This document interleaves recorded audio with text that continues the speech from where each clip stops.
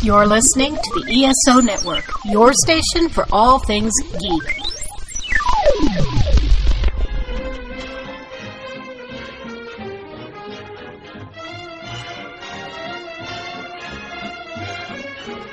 Hello, world, and welcome to Tales from Hollywoodland, a veritable feast of movies, television, Broadway, showbiz stories, and even a little bit of news and gossip. With Julian Schlossberg, Arthur E. Friedman, Stephen J. Rubin, and this is your announcer, Mike Faber. Today, we're looking at actor, director, producer extraordinaire, Clint Eastwood. Go ahead, make my day. And now, here's Julian. Well, thank you, guys. And I just want to let you know that for a series I did years ago called Witnesses of the 20th Century, I got the chance to go to Carmel and to meet with Clint Eastwood and talk to him. So let me tell you just quickly a little bit about, he was born in the heart of the Depression.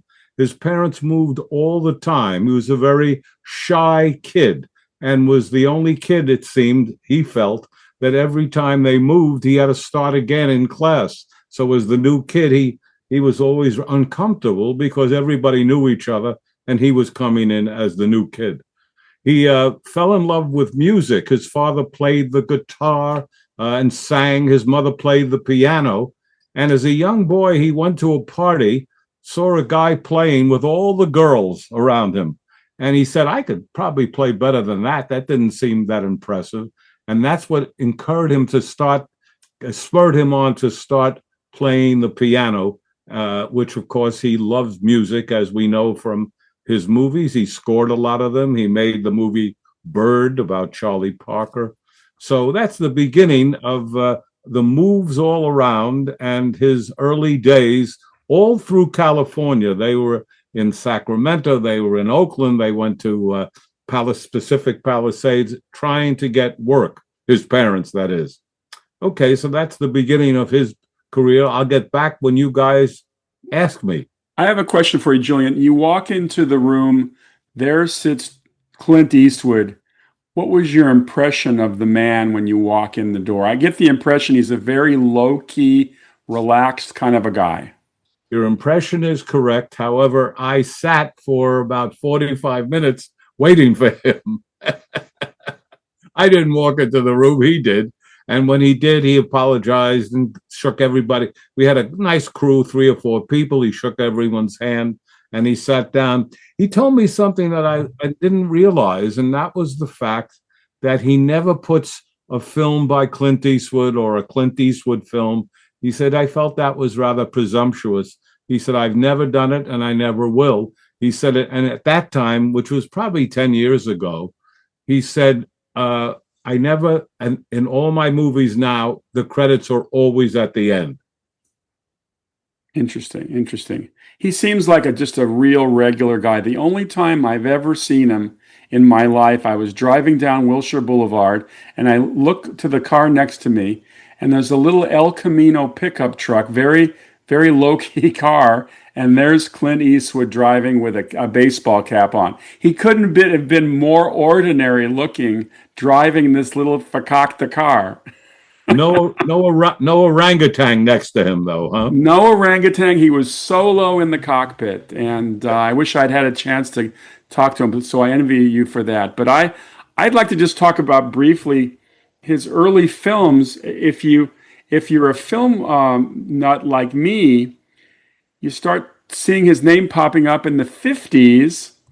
He did the sequel to The Creature from the Black Lagoon. He played it was called Revenge of the Creature. He was in one of the Francis movies. These are over at Universal, of course.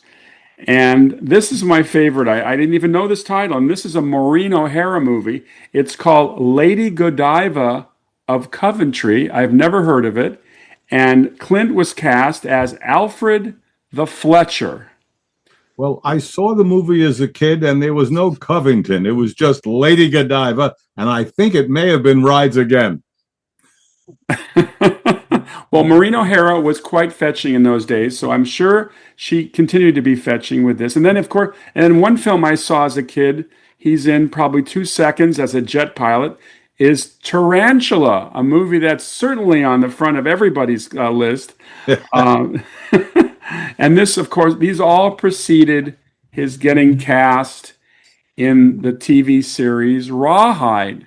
And it's one of the few TVs, well, actually, I know a few themes, but we all sing Rawhide. It's one of my favorite themes. He was in 217 episodes of Rawhide between 1959 and 1965. The lead in that show was an actor named Eric Fleming, who at the end of its run went down to Peru and drowned.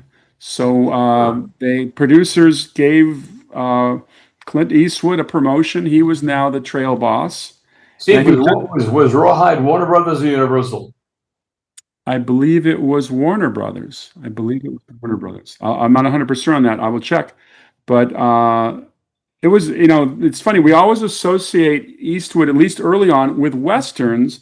And after being on a show for 6 years, he certainly was steeped in it. And I remember him as being a pretty cool cat, kind of at the same time that Steve McQueen was doing Wanted Dead or Alive, and James Garner was doing Maverick. This was the era of the Westerns, and he was a legend at that time early on. But obviously, when the show ended, he had to find work. Well, he didn't like the role. He was almost 30 years old when he was playing it. It was a very naive character, he felt, and never was happy doing it. But he did tell me an interesting thing, which you guys, I think, would be interested too. In those days, when you tried to get a contract with a studio, they'd not only had you read a scene or two, but you sat the way we're doing and talked to the camera, to the guy off camera talking to you. So it was a different kind of interview test that you would hear about. And in those days, he got signed to a 7-year contract with Universal, except there was a little clause in there that said every 6 months we would review it. So they had him for 7, but every 6 months they could dump him, and they dump him. He gets dumped by Universal after a couple of years. So that was his story. In sports, they're called opt-out clauses now. Yeah. They deal with opt-out. I want to mention a remark that Steve made about he seemed like such a regular, down-to-earth guy. The fact is that a lot of people do that when they meet a movie star, whoever it may be, some big-time celebrity, and they come away, what a regular, nice, down. The fact of the matter is that all of these people are regular people. They're people. So in my dealings in the business for all these years, I've met, I can't tell you how many different big-time celebrities. And I would say there's not one of them, not one outside of Alan Funt, that prick, but that is not a regular person. That's who they are. That's who you would be. That's their job, and being a movie star. And they are basically regular people. Some are nice, some are not nice. Some are agitated at that moment that you meet them, but they're regular people. That's what, Ronald Reagan was probably the nicest person in the world. He was just a nice, easygoing guy. Julian, you would agree with that, wouldn't you? The people you've met, for the most part, are just regular people. Well, I would agree that some of them are, but some, it goes to their head. And it's sad in a way, because they're surrounded by a lot of people who tell them they're great all the time. Yeah. And they do find that they do not have a sense of reality. It's not an accident that many stars go broke by hiring the wrong person or letting someone run their lives. So I don't think I would totally agree, Arthur, but you are right about one thing. We all go to the bathroom. We all die. Well, obviously. And we're all supposed to pay taxes. But the thing is that when you become a major celebrity, you don't change, but the people around you change. That I think we all need to be aware of. The people who surround you do change. They look to satisfy. In other words, you're not treated like you used to be treated. You're treated in a whole different way. Clint Eastwood's a funny story. I was a rookie for United Artists in 1964, and we had Clint Eastwood coming up with an entourage of people. Not that he was a big star at the time; he was nobody at the time. But he had made a couple of spaghetti westerns, they called them. And what was going to happen is they would go to New York and Chicago and Philly and Boston. They come in a bus. They show one of the movies in the morning. We'd all break for lunch. Exhibitors, publicists, people who are in the movie business. And then they show another movie in the afternoon. That's how they would showcase those two movies.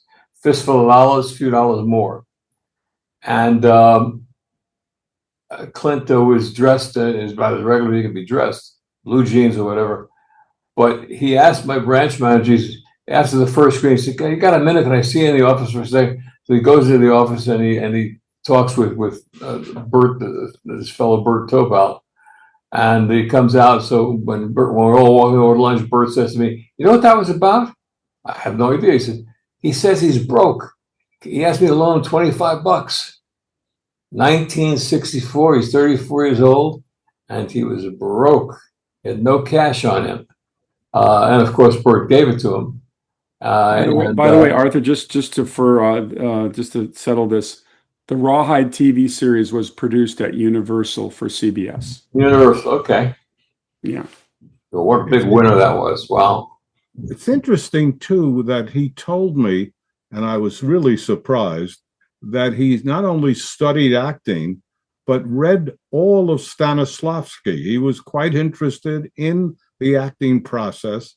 And also there was a very famous teacher named Michael Chekhov. And once again, he worked with him, reading a lot of his stuff. So his background, even though he was known for kind of tight-lipped, he did really take, he said, acting seriously, even though the critics, especially at the beginning, didn't take him as an actor very seriously. He was really a movie star.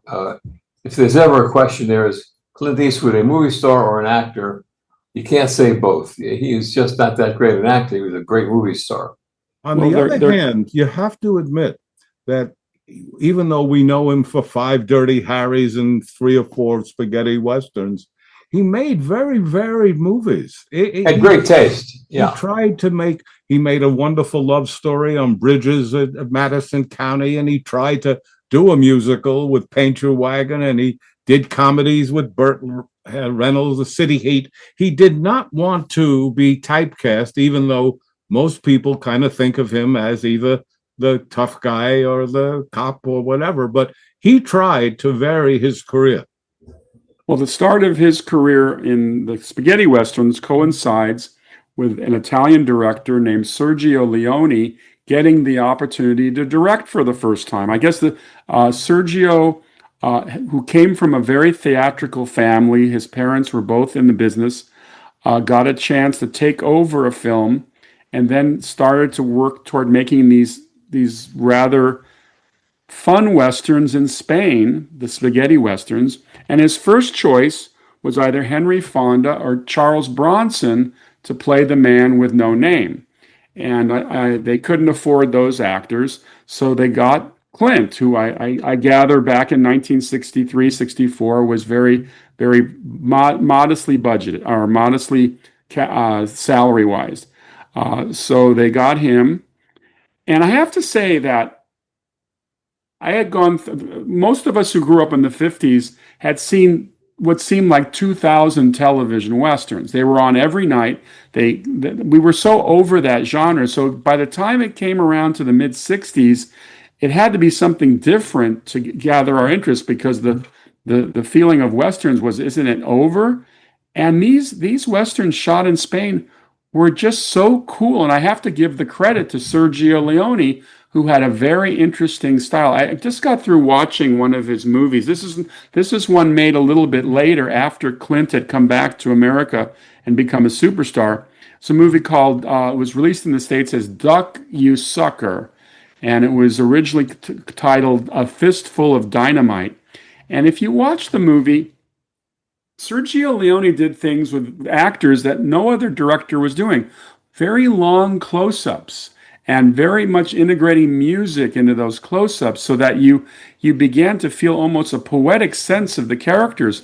And Clint Eastwood in those early ones, for a few dollars more, a fistful of dollars, he doesn't say much. Not only is he a man with no name, he's a man with few words. Well, And that was the reason that he told me that he went to Leone and said, look, you were making a movie. There's a lot of mystique about my character. You're not doing any close-ups on me. Do some close-ups on me. And as Clint Eastwood said to me, he said, what was Leone going to say? He said he'll do it, and then if he doesn't like it, he'll throw it out. So he did it, and in the editing room, he decided, Leone, that was a damn good idea. Because Eastwood said, it's bad enough I have no lines. Let me at least have some sort of interesting facial close-ups. And so I think probably it was Clint more than Leone that started that. Sergio had a great idea, and it was called Ennio Morricone. He brought him onto the scene, and this was a master, this was a genius of music.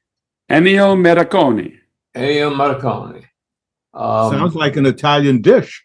It does. I think you eat it with red sauce. Yeah. Especially in these very bloody westerns. It's interesting you should say that about the fact that he came to Leone for Release the Camera. It was the opposite with Steve McQueen at the same time, or at least a little bit earlier. On The Magnificent Seven, Steve McQueen went to John Sturges and started saying, I want fewer lines. And Sturges said, I will take the lines and I will give you the camera. And if you watch The Magnificent Seven, Steve McQueen has a lot of scenes where he's just there, but not saying much. And I think McQueen might have been, it was too early to be influenced by the spaghetti westerns, but there's certainly the idea of not a lot of dialogue in the mouth of a hero was something that worked very well at that time. Well, what did happen, though, Steve, was that there was this muzzleload movie of that genre that came after Fistful of Dollars More, called The Good, the Bad, and the Ugly, which was the biggest of all. And of course, being preceded by those two movies, it had an audience already. And so when that opened up, it was really big. It was bigger than certainly of the other two. But it became a genre, and there were a lot of other pictures that took advantage of the genre. One was Henry Fonda, I forget the name of it. Once Upon a Time in the West, yeah. Which didn't apparently was brutalized in the editing room by the studio. But there was an actor who had been around for 100 years too, who became a star from those movies, called Lee Van Cleef. Right, Lee Van Cleef, and of course Eli Wallach is in it. Clint comes back to the States after his Italian Spanish campaign, and his first really big American hit was a movie called Hang 'em High, which is a terrific Western. And it starts out very, very viscerally. A bunch of people come upon him. They think he's a cattle thief, and they try to hang him, and it's a horrible thing. And then, of course, it becomes a revenge story. But 1968 was a big year for Clint Eastwood. He did Hang 'em High. He did Coogan's Bluff, which some people feel is like the precursor of the TV series McCloud. And then he does a World War II movie, which to me is just totally balls out, called Where Eagles Dare. Richard Burton and Clint play these commando officers who have to infiltrate a German castle. It is one of the most action-packed war movies I've ever seen, and was a big hit, wasn't it, Arthur? Big hit. We also had Hang 'em High at United Artists, and that was a big hit too. Where Eagles Clint Dare. Eastwood became a star. I mean, he became a huge star, and it never stopped.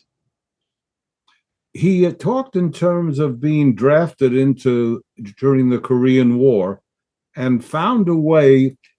All the people he was working with in the same platoon all got shipped over to Korea, but a guy in the platoon said, they need people to teach, and you can swim well. And he went to the commanding officer and said, look, I can teach swimming. And he ended up not having to go to Korea and ended up being a swimming instructor, which was rather interesting.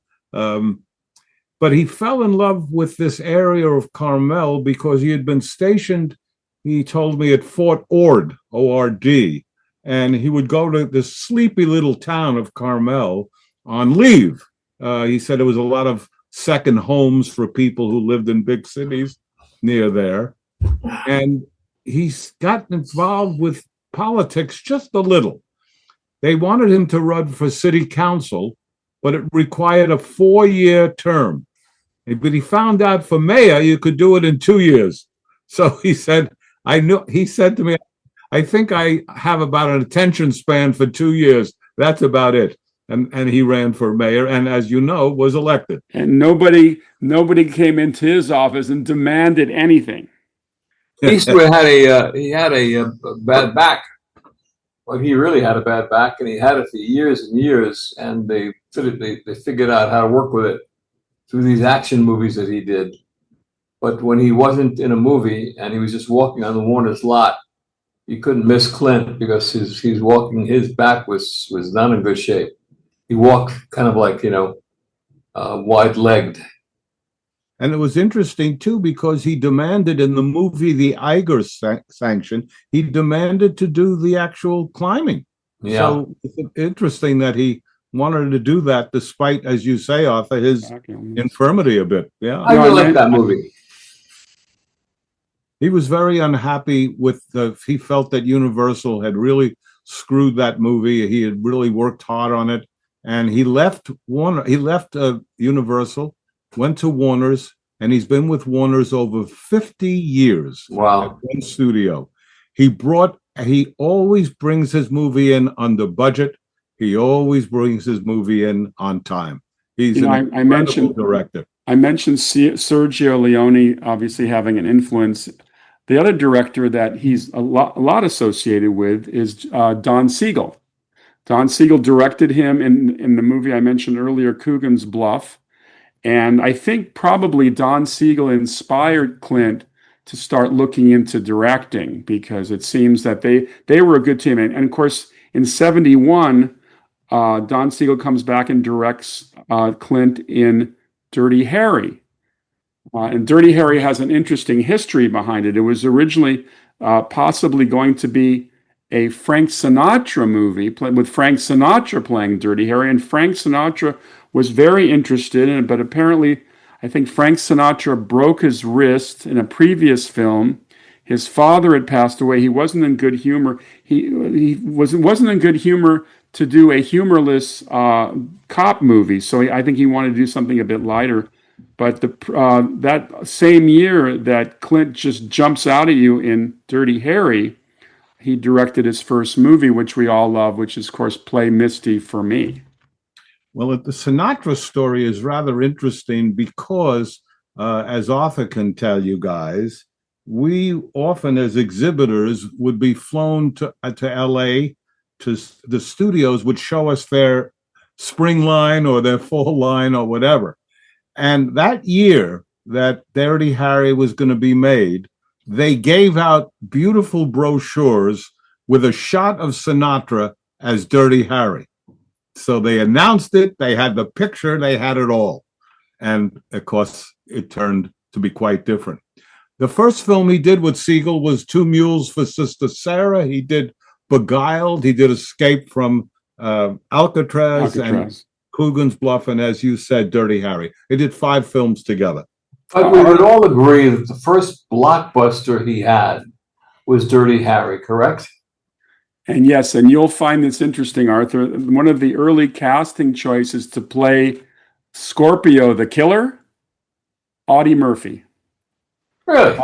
They wanted Audie Murphy to play this psychotic killer, and Audie was considering the role when he died in a plane crash. I can see that. Yeah. Who was the guy who played it? He was like a weird-looking guy. Don Stroud, I think, was his name, I believe. No, it was actually, I have it right here. Hang on, gentlemen. When you find it, let us know. But I do think it was Stroud, but maybe I'm wrong. I could be. That was his blockbuster film. Even though Where Eagles Dare was such a big hit, it wasn't really known as a Clint Eastwood movie. but Dirty Harry was. And excuse me for interrupting, Arthur. Andrew Robinson, Julian. Andrew Robinson played the killer. Once again, I'm wrong. This is outrageous, Steve. Well, okay. Julian's writing 137. I got 1 million of them. I'll tell you, a movie that I enjoy, which was not a big box office success, was the movie he made after Where Eagles Dare, Kelly's Heroes. Kelly's Heroes is, I find, it's a bit of an odd war movie because there's a lot of comedy in it, supplied by Donald Sutherland, playing a tank driver commander named Oddball, who seems to have been brought forth from the 1960s as a hippie tank driver. But Clint, interplay with Telly Savalas and Don Rickles is just terrific. And it's a pretty exciting movie as these soldiers go behind the lines to find a trove of gold. Donald Sutherland. And it's interesting in reading up on on Kelly's Heroes, they're about to find $16 million in gold bars. And each bar weighs a certain amount. And according to this analysis, it would take about 71 trucks to carry the gold off. And in this wonderful movie, I don't think I'm providing any spoilers, they only have one truck. But Clint is great. I mean, Clint is definitely, he's one of the coolest action heroes of all time. I don't know if we have anybody that could compare to his coolness under fire. I mean, he just projects it. And getting back to Dirty Harry, Harry Callahan, Inspector Harry Callahan, because in San Francisco the police detectives are called inspectors. He walks around with a gun that seems like it's 2 feet long. I mean, it's this Smith & Wesson 44, and oh my God, and he just kicks butt. It's an amazing career. And as you said, Steve, at the beginning, making some of these low-budget, horrible movies, and yet deciding what he was going to do. I became very friendly with Doris Sherry, who had run both RKO and then MGM, and actually came in and pushed out Louis B. Mayer. And I was visiting him in a hospital, and he said to me, "Have you seen this movie, Outlaw Josie Wells?" I said, "No, it just seems like another Western." He said, "No, Julian, it's not another Western. And I can assure you that this young man who made that film will become a huge director." "Really?" I said, "From that movie, you feel that way?" He said, "Yep." And that guy, Julian, went on, prophetic as he was, to tell you that about a guy who somewhere along the line going to direct a movie called The Unforgiven, which is one of the great movies, let alone Westerns, of all time. Absolutely. And we also have to say he also went on to do $1 Million Baby, a different kind of movie. But both those movies, he won not only Best Picture, but the Academy finally gave the director of the Best Picture the award in both cases. So often we see it, Best Picture, the director doesn't win. But he did, Clint, twice. Julian, do you have a favorite Clint Eastwood movie? That's a good question, Steve. If you'll go to Arthur, and let me give. I'll jump in first because every time this movie is on, I cannot not watch it. I've probably seen it 40 times. Escape from Alcatraz. I mean, Clint Eastwood. I said earlier how cool he is in his action hero roles. Here, he's a prisoner in Alcatraz. And he's there plotting an escape with these 3 other guys. Every detail of this escape is just fascinating to me. And what they have to do to get off the rock is just amazing. And of course, this was based on a true story of 3 of the 4 guys get out. And the story goes that their bodies were never found. They were presumed to be drowned or eaten by sharks. But it's a humdinger of a movie. If the listeners are interested in this movie, if you have not seen Escape from Alcatraz, it is a movie to watch. But you know, Steve, his magic was not only in making commercial hit films, but he brought them in on budget. The love affair that Warner Brothers had with him through several administrations, especially the Terry Semel, Bob Daly administration, was such that he could basically get anything he wanted greenlit. You just have to tell me the story, and that's it. Two lines, you got it. Well, his company is called Malpaso Productions. Does anybody know why it's called Malpaso? Yes. His property that he owns in Monterey is on Malpaso Creek. That's the name of the creek. So he did that for that purpose.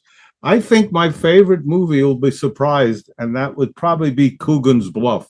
Oh. Because I like the idea of a guy from Phoenix, Arizona, with a big cowboy hat coming into New York City to try to help out. The cops felt about him initially. It's a fish out of water story, and it works. It definitely works. What about you, Arthur? What is your favorite Clint Eastwood movie? For me, that's a no-brainer answer. I love the movie so much, and I actually was in the area of when it was all being negotiated and what have you, and there was a fight, not a blood fight, but a fight going on between Clint Eastwood and Bob Redford to want to direct Bridges of Madison County. And Redford won it because it was at Warner Brothers, and it would always be Redford. I love that movie. I thought he was so great in it. She was unbelievable. The feeling of that movie was perfect. That's like a perfect movie. It comes along once every blue moon. Great love story and beautiful. Who played her husband? I forget. I'm going to have to look that one up too. Oh. You caught me quick today. I know it wasn't Don Stroud. No. But the thing about it is that was people don't talk about that movie that much. It was such a big book. I remember going into the store, usually in that place in the Red Barn area of 26th Street in San Vicente. And they had nice little shops and bookstores. And there was a bookstore, and I went in looking for a Christmas present for a nice older woman. And I asked the bookstore lady, I said, do you have anything for, a woman a little older and stuff that she might like?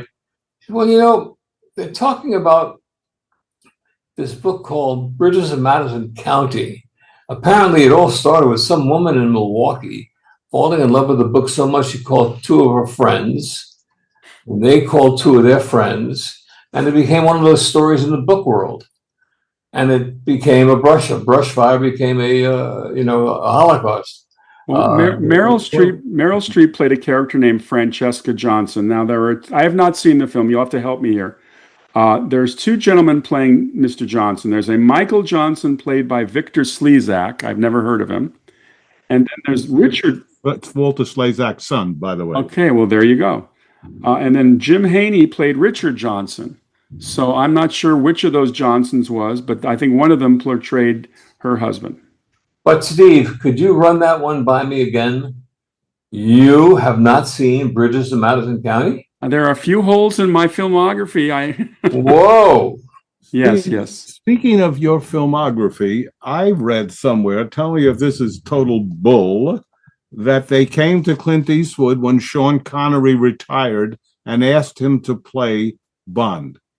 I wouldn't be surprised. There was a period after Diamonds Are Forever, before they got to Roger Moore, where a number of American actors were considered. I think I've mentioned it before that, let me think for a second, James Gavin was cast as James Bond before Diamonds Are Forever, and that's when they got Sean Connery back for that last one. But I wouldn't be surprised. It's a kind of a ridiculous idea to cast Clint Eastwood. I want to do friendly things with a good friend. I want you to ask Lisa one night to come sit with you and bring an Italian dinner over to your home and plug in Bridges of Madison County. It's a must. Well, I've seen Bridge on the River Kwai 700 times. I'm due for a new bridge. And it's a whole different kind of bridge, believe me. But it's a beautiful film it's a great emotional stuff going on there. Who do you guys think was the man he really admired the most as an actor? Oh, Clint Eastwood? Yes. Who would he have admired the most as an actor? I think I read that it was Spencer Tracy. Nope. Not that Spencer Tracy wasn't the most admirable as far as I'm concerned. I think he's the greatest movie actor that lived. But that's not who. Mike Faber, what do you think? Who do you think Eastwood would have thought was the guy? The guy? Oh, man. The man that he... Oh, that's... Well, I'll tell you, because I'm leaving Arthur. Good question. Good question. It was James Cagney. He said I could see that. Said he was fearless.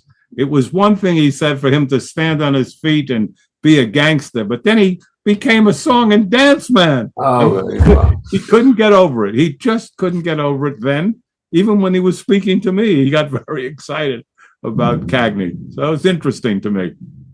Now, another movie I've not seen, forgive me, gentlemen, I'm showing my spots here. I never saw Paint Your Wagon, which I heard was a Don't huge see that one. Don't bring that home. You've gone one for two, Steve. Hold off. Paint Your Wagon is unbelievable to watch. It's truly unbelievable. What were they thinking? He's singing, but Lee Marvin. I mean, Clint Eastwood at least has a musical background. Lee Marvin. I mean, I guess he sang when he was drunk, but whoa, that was tough to listen to. However, Jean Seberg was so beautiful in anything she ever did. What a beautiful. What went wrong with On a Clear Day at Paramount? That was the time at Paramount where they had 5 movies, one bigger bomb than the next. It was unbelievable. Was it that bad a movie? Darling Lily, remember that one? Yeah, of course. And The Adventurers, and it was really. They had 5 movies that were, at that time, over $100 million, unheard of kind of budgets, all 5 together. But Clear Day, Streisand, how could it go so bad? Jesus. It's funny because every time you mention The Adventures, another movie I've never seen, but I do remember the name Bekim Femu. How can you forget a name like that? Well, Hollywood did.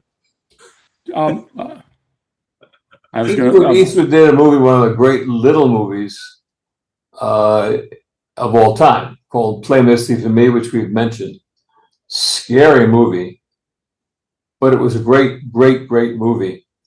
And I became friendly, Barbara, with Ronnie Liebman and Jessica Walters. Jessica Walters, who plays the whack job in Play Misty for Me. Have you guys seen it?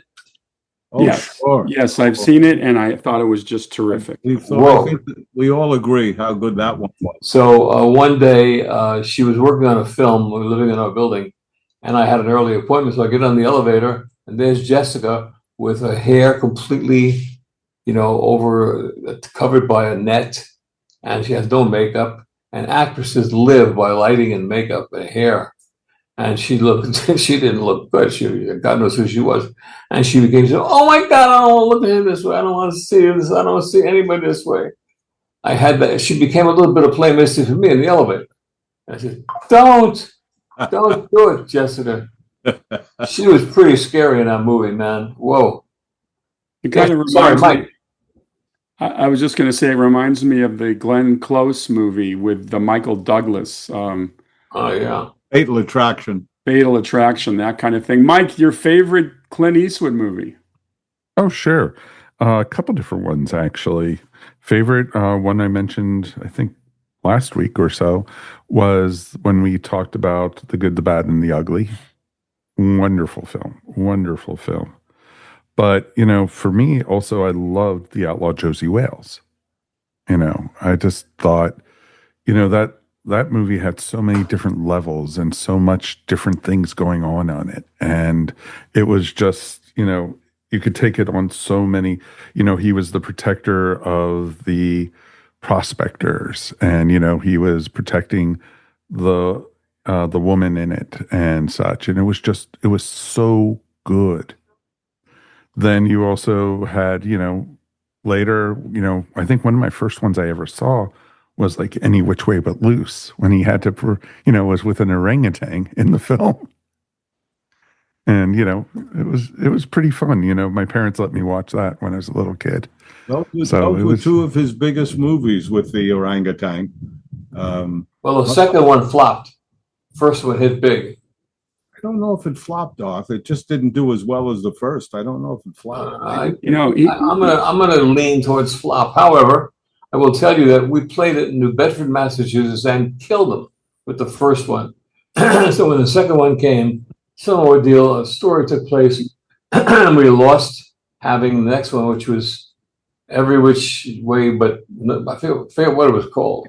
Any Which Way You Can. Any Way You Can. Any Which Way You Can. We lost the movie. I was so pissed off that we lost this. It was a sure thing, and so what I was able to get instead was Popeye, one of the worst movies of all time. But it was so big for a week during Christmas. The kids came and saw something they never expected to see, but they ate all the candy in our place. We kept going out, and he didn't direct it, but I thought that Clint is terrific as that Secret Service guy in The Line of Fire. Yes. And good movie. Yes, good movie. And it's funny. Some actors, as they age, they just stay away from certain roles. But Every Which Way. Clint keeps, well, obviously he's now in his mid-90s, not acting as much anymore, but Clint kept on reinventing himself as the older guy about around the younger guys. And in The Line of Fire, he's a guy who was involved, I guess, originally in the Kennedy assassination. He was unable to save this president, so he has a lot of guilt on his mind. And his kind of war with John Malkovich in that movie. It's just a really good movie. Julian, I stand corrected. It was not a flop. It was probably a flop in New Bedford and Fall River and those kind of towns. But it was not a flop nationally. It did business and made money. Guy had an amazing touch.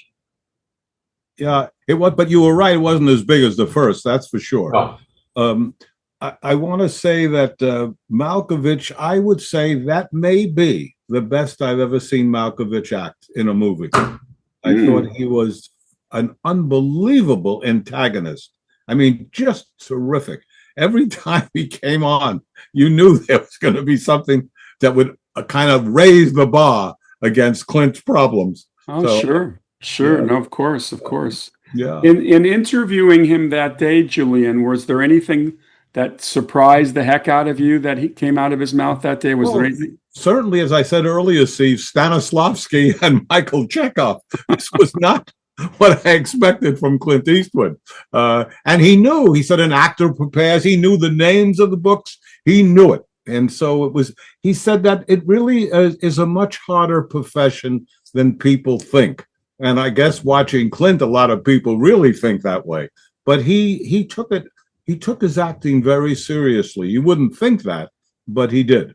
And he wanted me to know that, and it came across. So, yeah, I think that surprised me the most about, the Stanislavski aspect, and also how much he cared about acting, that it wasn't just something that he kind of showed up and did, even though it also at times appears that way.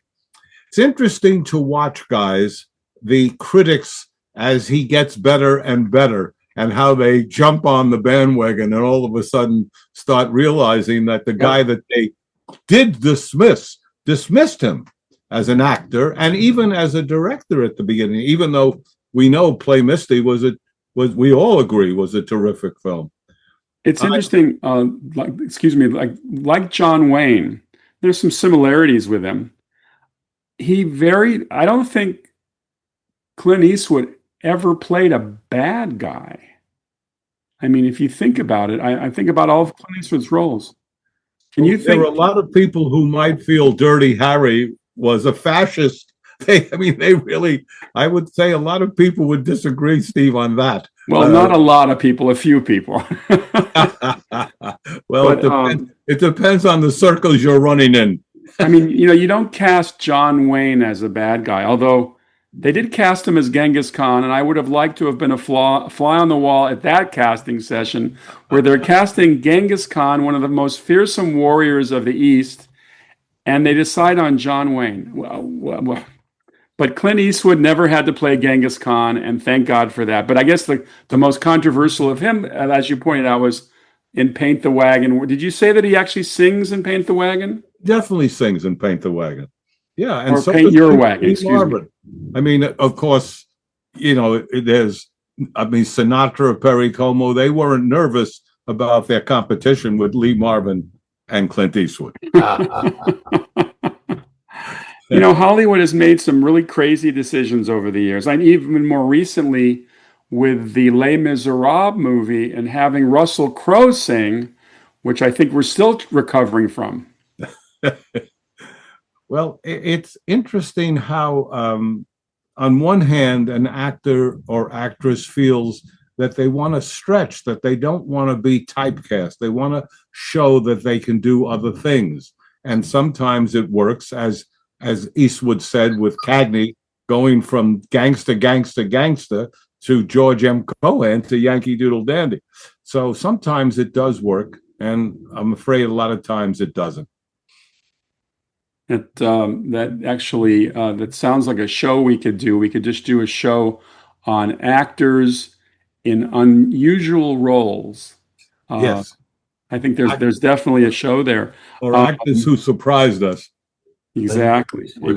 I mean, do you know that it's all relative? But Play Misty for Me, which did $10 million, doesn't sound like much, was made for $725,000. Well, it's funny you should mention budgets the other day, because the other night I was watching Monty Python and the Holy Grail, which was a huge box office hit. I think that movie was made for $400,000. That's possible, yeah. Crazy. How much do you think the love story was made for, Steve? I don't know. How much, Arthur? Not much. Well, that's not specific. No, we can find out the actual cost, but I know. Well, budgets are so funny. I mean, as you guys know, my favorite movie of all time is The Great Escape. Steve McQueen, Richard Attenborough, James Garner. $4 million to make The Great Escape. They made that movie today, it would be $400 million. Yeah, but it's kind of expensive for them, though. $4 million in 63 was expensive, but you could buy a lot more in those days for your money. What did I hear the other day that was kind of... It's often the director who obviously is the person that can decide that. And as we said about Eastwood, always on time, always under budget. Amazing ability to have that. I mean, I think almost no director can say that every film they made was under budget and on time. He's always impressed me as somebody who not only being a good guy, but I think he respects all the professions. I think he's a guy who respects the craft service guy, the grips and the electric. I think he wants to do right by them. And by bringing in his movies on budget, that means he's going to get more work, which means more work for them. And again, goes back to what he said to me. I don't want to say a film by Clint Eastwood or a Clint Eastwood film.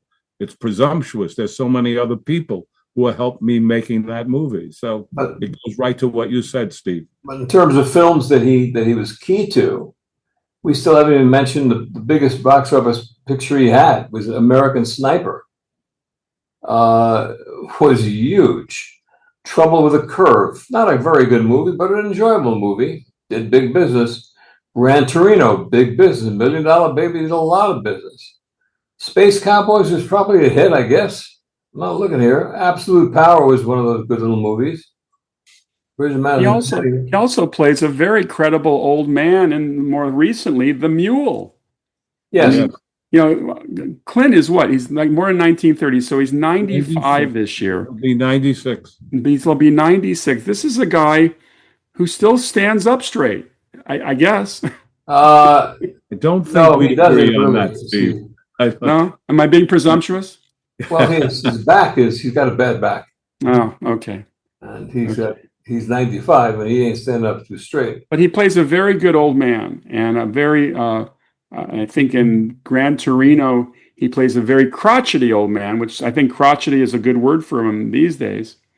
One of the Great actor for, because of his age, for the role of the old guy who's kind of like bullied by a young punk. He's perfect for that, and he did that very well. And I think Gran Torino, correct? Yeah. Yeah. Well, one of the things that was interesting about his long stay at Warner Brothers was that he was able to negotiate, and they were very smart, Bob Daly and Terry Semmel, who ran it for many years, to give him 60% of the profits. 60% of the profits. That's one hell of a deal. Yeah. Also, he has more real estate than probably anyone, except maybe you know who. He's all over. He's in Hawaii. He's in Beverly Hills. He's in outside San Francisco. He's got a lot of properties, and invested well. Julian, when you were speaking with him, did he mention, does he have a favorite movie of his? I didn't ask him, Steve. What I asked him what he'd like to be remembered for. Oh. And he said, for a guy who tried his best. Very humble. Yeah, I liked it. So, I didn't get it, though. A guy who what? Tried his best. Tried his best, yeah. I did another movie I didn't see of his was the City Heat movie he did with Burt Reynolds. That didn't work. Do you know why it didn't work? It was lousy. It was lousy. Okay. There's a couple of funny scenes in it, though. And it was, I mean, one of the things, and Arthur can attest to this, often a distributor would give you some highlights of a movie, and there are 2 or 3 highlights in City Heat that could suck in any exhibitor of fighting and fun between Burt and Clint. But the movie itself just really didn't work at all for me. I wonder how it did, Arthur. How did it do? Do you remember? Well, I could say that it was kind of like any which way you can. It didn't look good, but at the end of the day, it did business. That's my guess. My guess is it was saved by foreign business. I'll give you the number in 1 second. Worldwide, I'm going to take a guess it did business. When you see the worldwide market numbers today, you got to realize that if you're making a picture, you damn well better cover those foreign countries because that's where all the business is. Yeah, the majority of the movies make their money in foreign now. Yeah. Certainly the action films. The budget on City Heat was $25 million estimated, and its worldwide gross was $38 million. It lost money. That lost money. You lose money on that. Yeah, but they don't lose it after it goes through the different avenues of the DVD and VHS and all the rest of these things. But Arthur, remember, Arthur, that didn't take into account the print and advertising costs. So they have to make a lot of money on ancillary to make up for that loss. My guess is they came out. Yes. They lose. And the ancillaries these days are so different than they used to. Remember, Arthur and Julian, when your big part of your revenue was from home video? Yeah, sure. And now the DVD sales are shrinking and shrinking. I mean, you can only find DVDs at Walmart and Target, and I think they're drying up. Yeah, the DVD market sadly is going the way of the cassette market with streaming coming in and just streaming. Everything's available to stream. Yeah. But, and so don't underestimate VOD. VOD. Remember that. Do we all realize that for the most part, every movie that's ever been made is available on some form of television for $3.99 rental on Prime? I know about it. I've done it in Czechoslovakia, wherever you may be. You can see a movie, the same movie for $3.99. That's pretty wild. I bet you they still plugging in lots of $3.99s for Casablanca and the good ones. So let's move to our segment now that we've digested Clint. Let's do our segment on the last movie we saw. And I will mention to you, I got My interest this week was to get more into John Garfield. I'd seen like 2 John Garfield movies in my life. I found 2 of them on the Criterion Channel, and one of them I thought was absolutely terrific, called The Breaking Point, with Patricia Neal and Phyllis Thaxter. And I didn't realize that this is kind of a newer version of the Humphrey Bogart and Bacall movie, To Have and Have Not, also based on a Hemingway story. And I have to tell you guys, I got a quick education on why John Garfield was the star he was in the brief period he was in movies. It was very sad. He started making movies in 39. By 52, he was dead. He died of heart failure. He supposedly died in the saddle, as they say.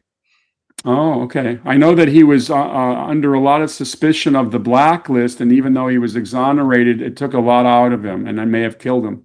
Well, he was a member of the group theater, and that was where he started. His real name was Julius Garfunkel, and he became, as you say, Steve, a very important actor for a short period of time. Yeah. The name of his saddle was supposedly Shelley Winters. Oh, interesting. What was the last movie you saw, Arthur? I watched Double Indemnity the other night. I couldn't get away from it. It started and there was, and oh God, what can I say? The king of film noirs. Yeah, my recommendation to friends when they ask what's to see, I say just go for the great stuff. Don't bother looking at a lot of the new stuff. I can't tell you a new movie I've seen in a long time that would qualify me to watching it. I don't remember. I can't remember a new movie that I've watched. Have you not seen Oppenheimer yet? Yes. That shouldn't qualify. Okay. I haven't seen our Barbie. I looked at Barbie for 10 minutes. No, 8 minutes. I couldn't go any further. Well, I think I mentioned I looked at 1776. Loved it. Right. Fantastic film. Looked at Yankee Doodle Dandy. What can you say? It's one of the greatest movies ever made. So with me, you'll always find me finding these older movies. And John Garfield, for whatever it's worth, is my favorite movie star actor of all time. Loved him. He was so great. You ever see Gentleman's Agreement, Steve? Oh, yes. Oh, yes. It's definitely Ilya Kazan, beautifully directed. Julian, what was your last movie that you saw? Steve, I just had kind of a fight with Verizon, who were able to tell me for 11 days that they were coming back online. But I had for 11 days no TV, no landline, and absolutely no computer at all. So the bill is in the mail. I watched my wife and I get very frustrated. That's what we watched for 11 days. But I'm happy to be back and looking forward to watching only seems old movies. I wish I could say there's new movies I want to see, but they're not. And even as an Academy member, it's very tough for me to even have to vote. But that's perhaps a generational thing. I don't know. God bless them. Part of all that stuff when you're back and forth with these kind of companies is some of the people with the accents you have to endure, because they're very tough accents, and yet, they should consider that because it's hard to understand them. So it's hard. It always reminds me of the wonderful story that Buddy Hackett told, that his wife insisted they go skiing. So they go to Switzerland to ski, and his little rotund Buddy Hackett, dressed in a tight skiing suit, and the skiing instructor, his name is Hans, looks at Buddy Hackett and takes a look at him and says, "So tell me something, Mr. Hackett. Jewish to ski?" And Buddy Hackett said, "Jew will ski. Jew not only wishes to ski." All right. All right. Mike, what was the last movie you saw? We actually went to the movies on Saturday for a very super adventure, and we got to go see Superman. And on a scale of 1 to 10, 10 being best? I would say about an 8.5. Wow, okay, so that's a big... I hear that Crypto steals the movie. Crypto does steal the movie, among many other things in that film. So he is a very bad dog in that movie. And the actor they have playing Superman is wonderful. Oh, great. And And he is the second best Superman I've seen on screen since Chris Reeves. Oh, that's fabulous. That's fabulous. And it's a fun story. It's a great story. It's not a brooding, dark Superman like you got with the Zack Snyder films. Right. And which I despised. And this was just wonderful. And there's a ton of characters in it. You had Rachel Brana, who was the marvelous Mrs. Maisel. Rachel Brosnahan. Yes. Sure. Yes. And sorry if I mispronounced her last name. And she was wonderful as Lois Lane. And so it was quite a fun movie. And I would definitely recommend it if you have any interest in the character Superman. So it definitely thumbs up. Well, we're going to hand my grandsons 9 and 7 saw the movie on Sunday. You can imagine how much they loved it.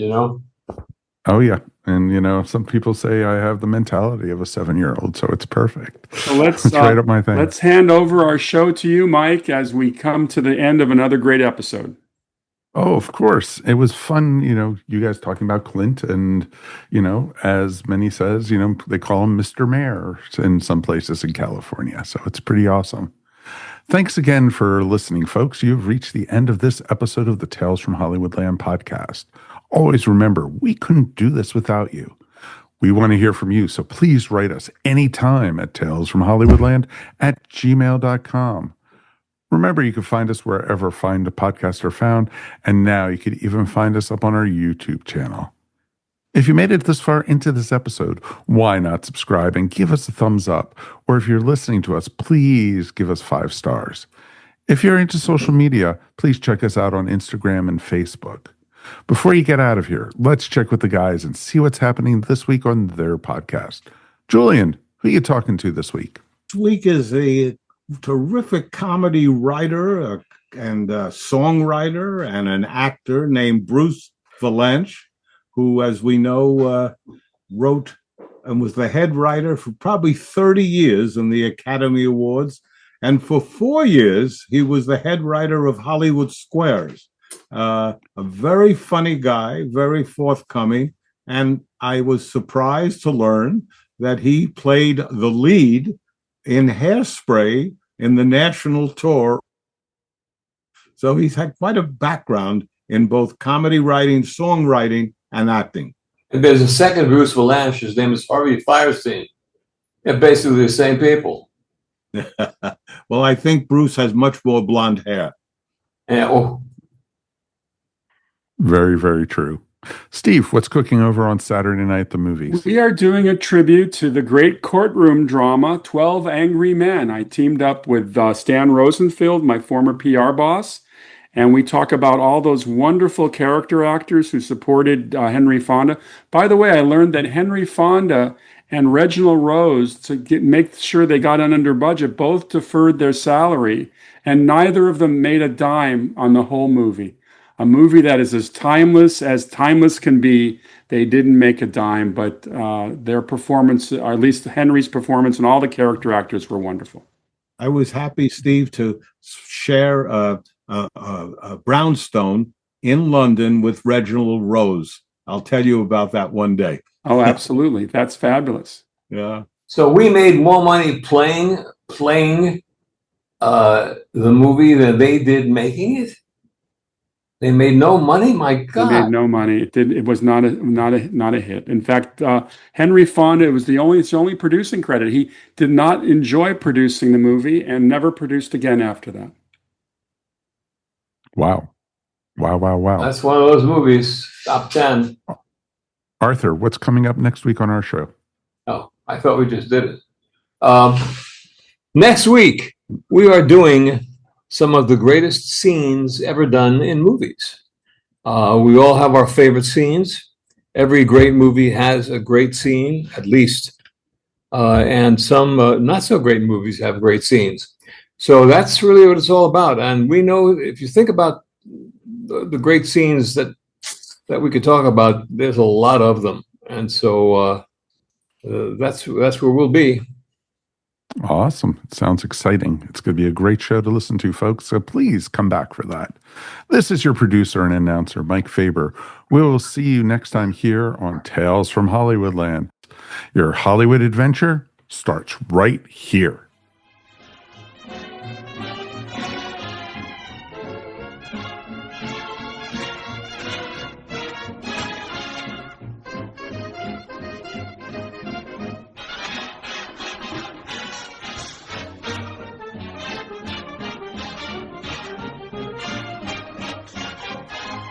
Look up, look down, look out. Here come the monkeys.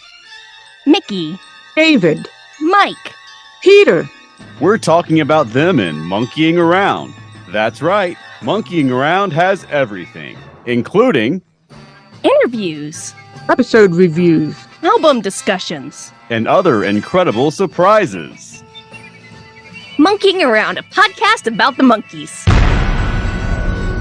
This has been a broadcast of the ESO Network. Be part of the crew and help support our shows by donating to our ESO Patreon or by shopping at the TeePublic store, which can all be found at www.esonetwork.com. The ESO Network, your station for all things geek.